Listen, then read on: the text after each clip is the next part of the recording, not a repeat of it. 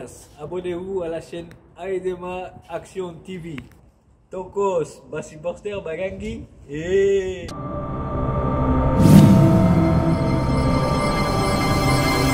Merci beaucoup, très chers amis de la presse libre, d'avoir répondu à notre invitation pour cette conférence de presse.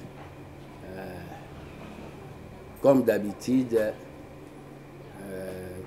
toujours reconnaître soutien à Bino au besoin apporté à moi, un jeune leader, gardien du temple de la démocratie, l'élève du Sphinx, Tshisekedi du Nouveau Testament, Seigneur de la Rie, comme les gens aiment m'appeler.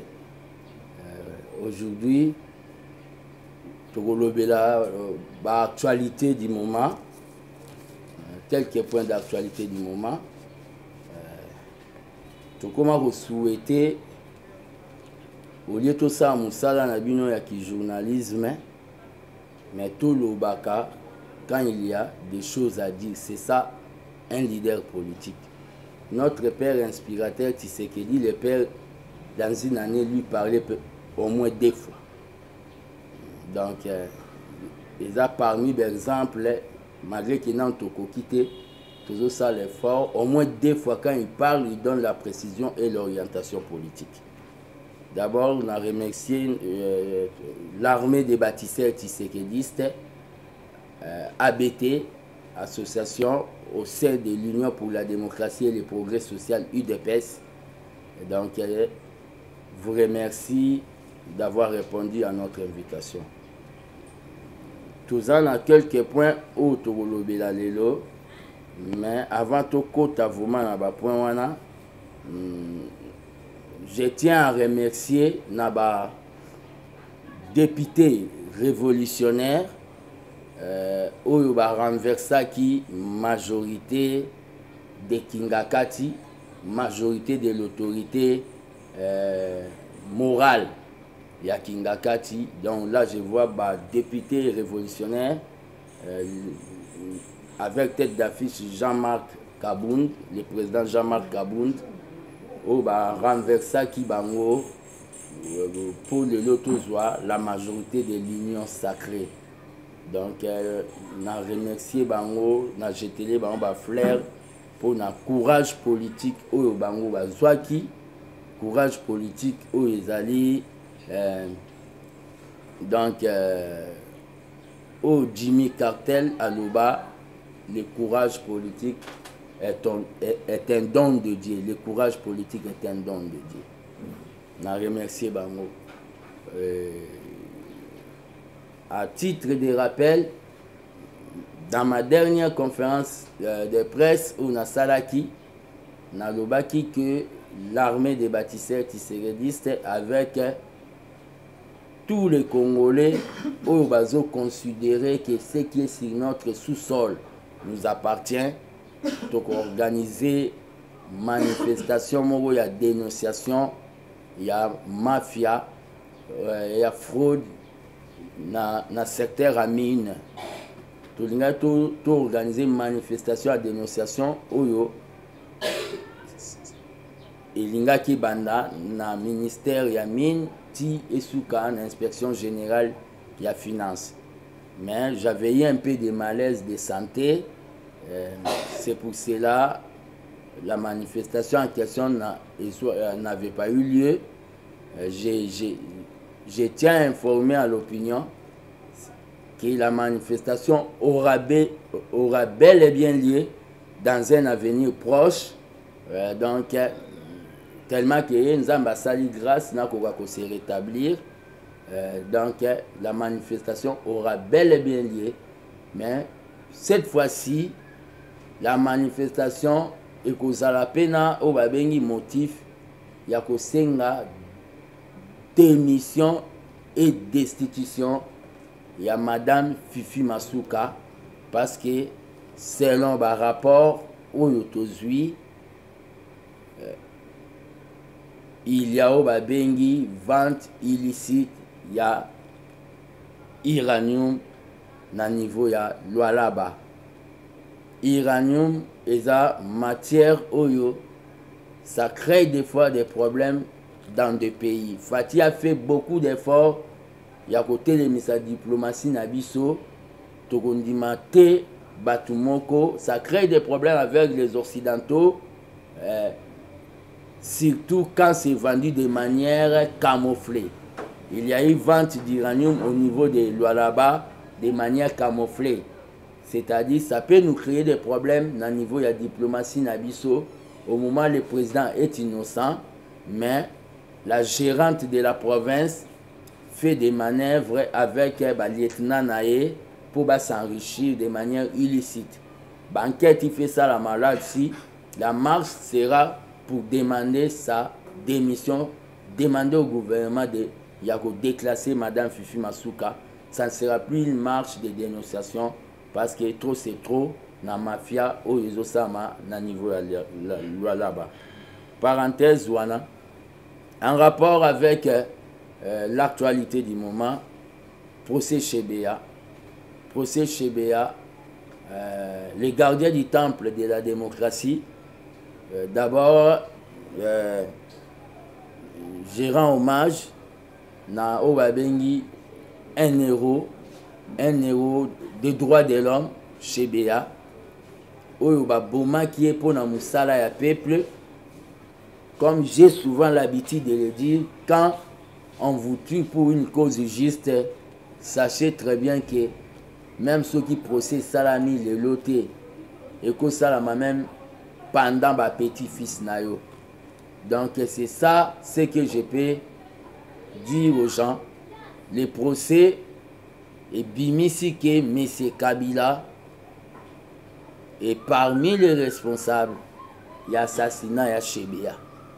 C'est pour cela nous demandons, je demande au nom de tous les Congolais, au respect de la vie, parce que la vie est sacrée, je demande à tout, au nom de tous les Congolais, de lever les immunités.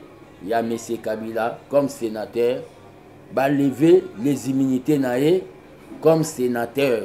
C'est-à-dire, de lever les immunités à M. Kabila comme sénateur pour Kozala juger dans l'instance de la justice. Impossible, mais dans la vie, l'impossible n'existe pas. Nul n'est au-dessus de la loi si on est vraiment dans un état de droit. Nul n'est au-dessus de la loi. Va lever les immunités. C'est un citoyen comme tous les autres citoyens. Il n'a pas le sang chocolat, il a le sang rouge comme nous tous. Ça, c'est par rapport à Chebea. Et M. Kabila, je suis en train de vous dire, au Bomaga Chebea, Chebea Zalara Tabate, Tabande Babomaga Babo Sanara, image nae. Mais Moutou Soki Bakati Moutou, Babomiye, image nae, et Gobanda Kozonga même na Baebaye. C'est-à-dire, à tout moment, nous voyons image Yao Babengi Chebea. Et à part ça, procès Chebea, côté Wana, nous demandons, Kabila doit passer, il est responsable, on l'a cité, ça avait traîné, on a eu à condamner Karine pour Rossi, et Kabila, comme lui aussi il est parmi Batou Oyo, parmi les commanditaires Yamakamba Chebea, on doit aussi les condamner. Si on ne les condamne pas aujourd'hui, comme j'ai l'habitude de le dire, le jour que Dieu va me faire grâce, parce que c'est lui qui élève, le jour que Dieu va me faire grâce, je deviens président de la République, je vais activer le dossier pour qu'il soit condamné s'il est vivant. Même s'il est mort, on va le condamner parce que même Moutou va condamner même Moutou na tombo naï. Ça c'est une précision qu'on a donnée. En rapport avec polémique que Salama, il y a libération, il y a M. Vital Kamerhe. Et ça, on dit, et bien, Beninga, vient à eux, libérer, Kitif, Bisotozo Simbana Fati. Il y a le pouvoir judiciaire, il y a Banzouzi, Batouabatoj, la cour, il y a maître Dori et consorts, il y a les pouvoirs législatifs, il y a député, Denis Kambaï, Jean-Marc Kabound, député, il y a les pouvoirs au Babengi. La presse aussi demande d'être quatrième pouvoir. Nous vivons dans le principe, il y a séparation des pouvoirs. Ne venez pas transformer à cause de nos émotions Fati en dictateur. Ne venez pas pousser Fati à faire l'ingérence à ce qui est le pouvoir judiciaire. Quand Fati deviendra dictateur, quand Binonde bofongola bambanga na bino, pobo ya bolo bali susu, car bisonde to fongola bambanga soto babota la komi dictateur à l'oba kaza démocrate. Dans le problème qu'il y a, les autres a été tout ba principe il y a séparation il y a pouvoir one. Principe à séparation pouvoir. Cour de cassation, moko ya ba instance, parce que nous devons expliquer dans un langage facile. Cour constitutionnelle les ali nini, cour de cassation et apprécier dossier à M. Kamer, PC liberté provisoire. Par rapport à Makambo, solicier, ndenge sololi, Nandenge ye assuré bango PC liberté provisoire. C'est pas parce que yo ina caméra nde owa oloba lobby oloba ki eza acharnement lelo okomo oloba ki l'IDPS vient de tuer l'état des droits. C'est contradictoire. Par rapport à l'état de santé nae cour de cassation, il y a Bissoni Nakachiwan. Et il y a d'autres hommes politiques. Na jalousie au bazanango vis-à-vis à M.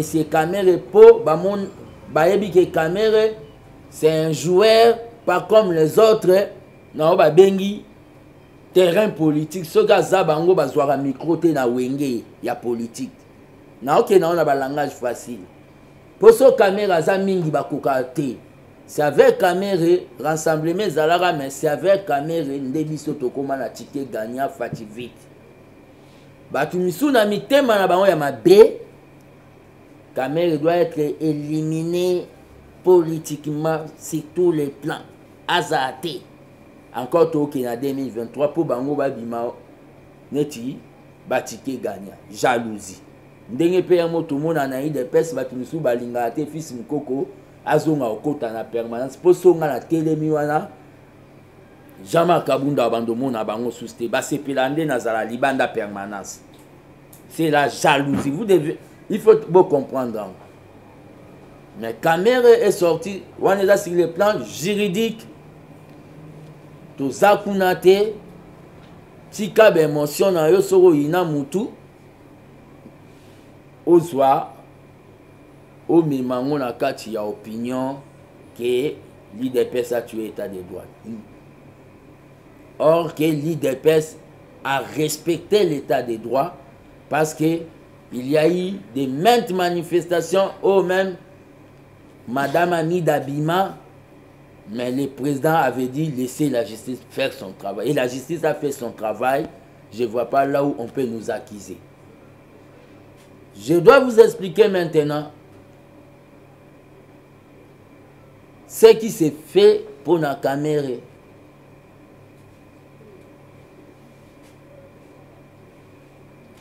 Et ça l'a mappé en Afrique du Sud.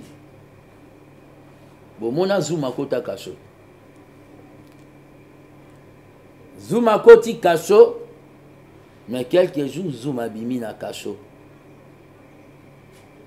Dans la vie, c'est à accepter ou à rejeter dans la vie, il y a des réalités. Il y a d'autres leaders politiques, comme honnête, babengi ba chef coutumier. C'est-à-dire, comme honnête, babengi ba chef, il y a ba dialecte, donc il y a ba chef, il y a ba contrée na bango. Tozi ba kanet, il y a ba mwandansene. Asala mabe te sozi otie na kacho lelo, et vous allez le pas expliquer na nekongo mo ki asala ki mabe. Et za kanet, il y a Vital Kamerhe. Et ils n'ont pas si expliqué dans un Mouswahili que Kamerhe a salaki mabe. Tozui kanet ya Moïse Katumbi Chapo. Pour expliquer à un Katangé vraiment que Katumbi a salaki mabe. Et ils n'ont pas si. De même pour Jean-Pierre Mbemba. Les gens battus en Équateur, malgré ba CPI et consort. Pour na Mbemba zaka baimoto ndemo pena babati soke bakota ba est pour expliquer batumisu makambu na ye. On doit tenir aussi compte de ça pour la stabilité ya obabengi ya mboka. Ça c'est sur le plan sociologique. Makambo na aloba esenga mutu azala vanda ta na maternelle politique pour à comprendre. Sur le plan sociologique. Donc la libération de Kamerhe, sur le plan juridique, mais sur le plan sociologique, il y a stabilité. Vous voulez qu'il y ait aussi la paix à l'Est. Kamerhe a un don, s'il parle, ça peut amener quelque chose, la pacification. Il y a Est. Il a un don, le don là, il a les dons là. On doit se le dire.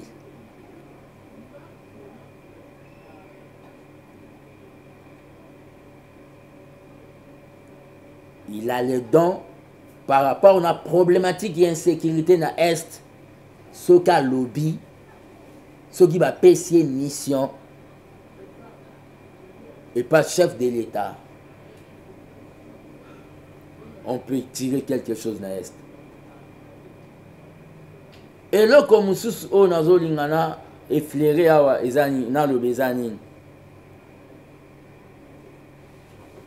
libération de Kamerhe,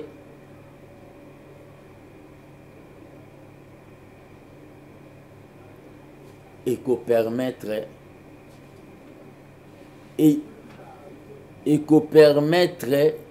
pe na makambo ebele na niveau ya este otolinga kimia ekota. Ça c'est le point de Kamerhe, on va revenir.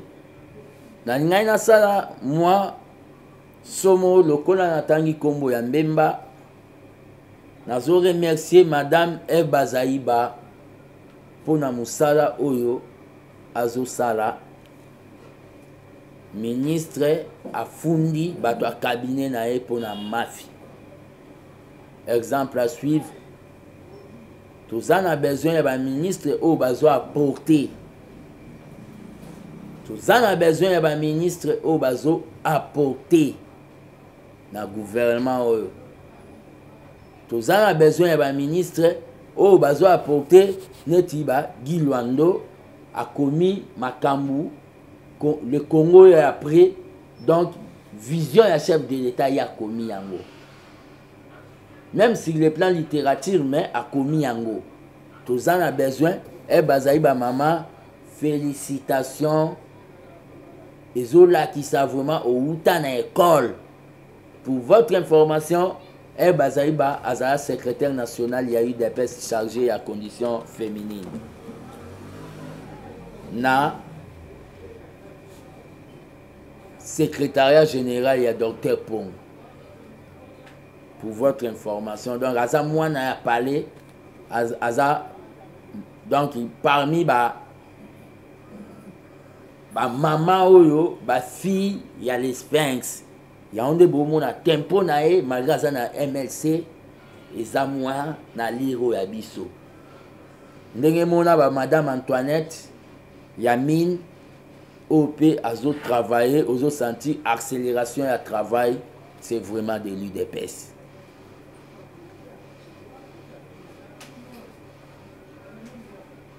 pour na situation oyo toza nango.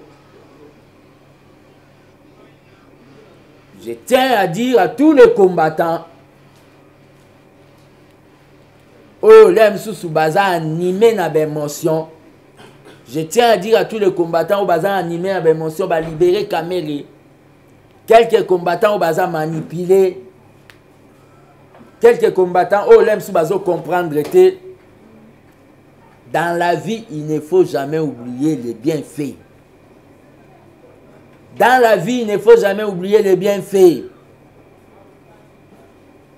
Mbongo, soki mbongo Kamere soka zwaka mbongo, soki bazwaka mbongo na ba Jamal, déjà cour de cassation elandeli makambo wana. Ba ya ozongisa ngo pa na yote. Ba ozongisa ngo na justice. Justice est lobby avant d'ana pour l'état de santé na ye. Boye ba pe état de santé na ye ndenge komaki wana.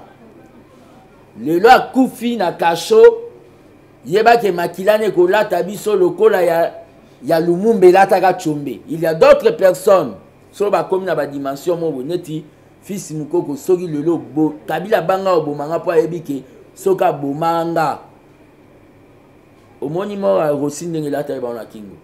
Lelo Kamere to supposé que ba alali na tongo et ba radio ba quoi mais c'est Vital Kamere, ancien directeur du chef de l'État, venait de mourir. Ata Fatia Longwe Bukonzi nga na kochi Bukonzi e bandolanda ka abiso omoni bazwa Bukonzi bacha Kamere na kaswa banda obela banini Kamere akufara na kaswa. Situation ya Moïse toke na histoire. Situation ya Lumumba na Moïse Tshombe. Si lelo batu baloba ke eza Tshombe nde a occasionnant Abouma Lumumba. Nous on ne veut pas ça. C'est-à-dire tokendaki déjà na Israël toboyi mabe. C'est-à-dire mutu na mutu akofuta masumu na ye vis-à-vis ya peuple. Wana na ngina lobango. Mais pour na batu oyo lem su des agitateurs.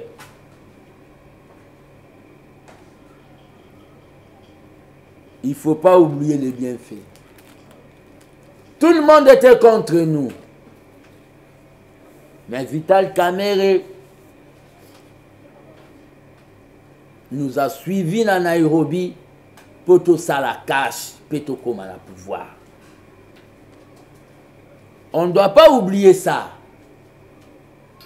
C'est pour cela que vous voyez position, je suis poli vis-à-vis de Vital Kamere, poli vis-à-vis de Moïse Katumbi, poli vis-à-vis de Jean-Pierre Mbemba, parce que Vital Kamere nous a suivis dans Nairobi. Jean-Pierre Mbemba, Vital Kamere nous a suivis dans Nairobi pour tout comme la pouvoir. Oh, pour la batumsu baloba ke leader pes a comme la pouvoir. Moïse Katumbi et Jean-Pierre Mbemba nous ont donné main fort pour tout renverser majorité. Oh, banda ko tchapso mal à l'aise, il y a Tantine Janine Mabundana dans l'évier. Kambo et moi. On est obligé d'être poli vis-à-vis. Donc, côté Wana Koutou, oh yo lobo lobi, moi je vois celui qui est avec le président, je suis avec. Donc, on ne doit pas oublier que Kamere Azongaka Sima, ça je m'adresse aux combattants agitateurs. On ne doit pas oublier que Kamere Azongaka Sima pour Atika Fatia Zaliboso, Petokoma pouvoir.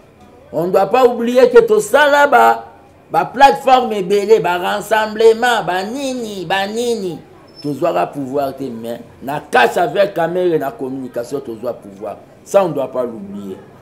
C'est-à-dire, côté wana nalingaki, na sala moi parenthèse wana, c'est pas l'idée parce qu'il a libéré Kamere, les abisotés, c'est la justice. Bolingaki état de droit, Eza Obabengi, principe, il y a séparation des pouvoirs. C'est le pouvoir judiciaire délibéré, cour de cassation. Ndenge basolo linae vit son état de santé pour nous épargner aussi l'IDPS d'être impliqué peut-être s'il tombait tôt à Koufagi na kati prison. C'est la compréhension libre au non Senganaba. Pour clore allocution nanga, l'armée de bâtisseurs tshisekidistes ouvre sa porte na ba nouveaux membres. Que ce soit ici na Congo, c'est-à-dire à Kinshasa, dans le Congo profond, dans la province, puis na extérieur. Pour toujours relancer au biso to bengaka ba messe patriotique na biso, c'est-à-dire ba matinée politique na biso bientôt. Armée des bâtisseurs tshisekidistes, tous un mouvement où ils ont la carte IDPS, mais pas mouvement. Il y a Djalelo, mouvement Oyo, bureau d'études, il y a président, mouvement Oyo, il y a président qui ça ne va pas. En rapport avec le social, les gardiens du temple de la démocratie ont lancé déjà une mise en garde dans le ministre de l'économie. Ceux qui peuplent la liété, bio dina ba poulet, babiloko tolo baki. Ceux qui peuplent la liété, n'a pas fait au ministre, il faut démissionner. Les ministres de l'économie de notre gouvernement de Warriors, ceux qui peuplent à liété, les ministres sont obligés de démissionner. J'ai dit et je vous remercie. J'attends.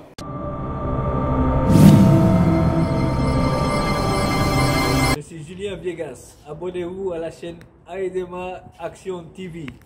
Tokos, Bassi Porter Bagangi et...